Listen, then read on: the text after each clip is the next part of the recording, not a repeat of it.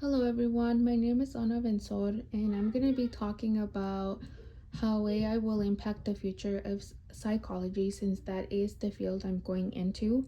An interesting thing that I found is that AI chatbots could deliver therapy to humans in the future and could replace therapists.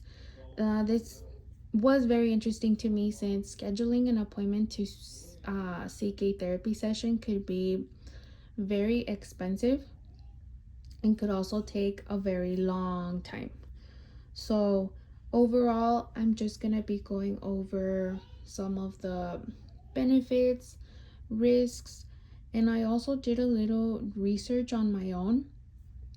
I use some of these apps and chatbots that already exist, and I'm going to be sharing my personal experience and my thoughts, opinions, and if I think if they're good or not. So, around the US, mass shootings, are rising, and the survivors of mass shootings want to seek um, mental health treatment. But according to Cheng and Jiang, they develop PTSD and anxiety, which makes it hard for them to go outside of their home.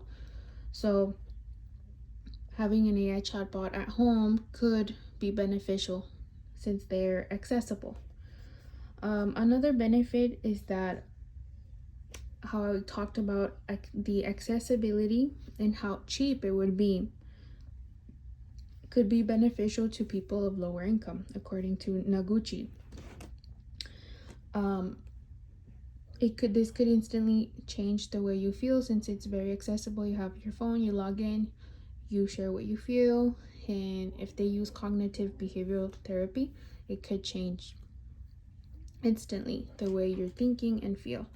So another benefit is that according to Zhao, cognitive psychology and AI is the way to go. AI will try to change your negative thoughts into positive ones. So, like I mentioned earlier, if you're having, a bad day or whatever, they track your mood and they try to challenge you to do things differently, and it could be beneficial. Um, Although there's benefits, there's also risks. So, Luansing states that AI has limited real world knowledge. When I logged into, I believe, ChatGPT, it gives a disclosure like it has only knowledge to some point. So it could be dangerous because they could provide false information to people, and some of it could also be harmful. Another risk is that they can't mimic the complexities of human emotion, according to Noguchi. So when you seek therapy, you want to build a relationship with your therapist, someone that you can trust, that you know that they can show empathy. So obviously chatbots cannot, they're robots. So that's another risk. Um Another interesting fact that I didn't know was that according to Abrams in 2019, researchers found that AI was biased against black people. So um the people that are behind these AI chatbots have their own morals, beliefs, values, and in which they can influence these AI chatbots and can make people feel less, and it can have a negative outcome. So moving on to my personal experience, I used an app called Weebot. I heard that it has been decreasing depression among college students. And overall, it's a very good app. It feels like a companion. It tracks your mood every 3 hours and it checks up on you, but its response is very robotic and repetitive, in which the connection was just not there. Another app that I used was Seven Cups of Tea. Um, Her name was Nani, and it just didn't, it also felt very like programmed. The responses are very programmed. They just repeat the same thing like, oh, good job at acknowledging the problem, and they don't really provide advice. So that's what I didn't like about that app. Um, the weirdest experience that I had was with Cookie, an AI chatbot online. She seemed like she was a teenager.